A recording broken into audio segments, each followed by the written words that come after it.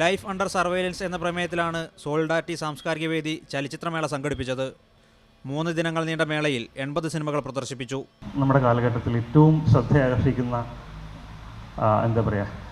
ഒരു സ്വയം പ്രകാശിപ്പിക്കാനുള്ള ഏരിയയായി സിനിമയോ വിഷ്വൽ മീഡിയയോ മാറി. മുമ്പ് സാഹിത്യമായിരുന്നു.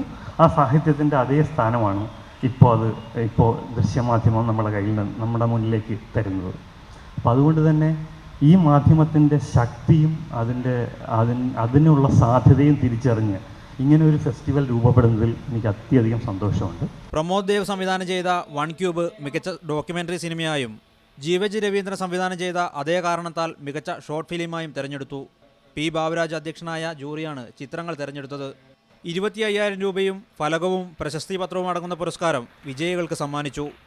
തുടർച്ചയായി 2ാം വർഷമാണ് സോളിഡാരിറ്റി ചലച്ചിത്രമേള സംഘടിപ്പിക്കുന്നത്. മീഡിയ 1 കോഴിക്കോട്.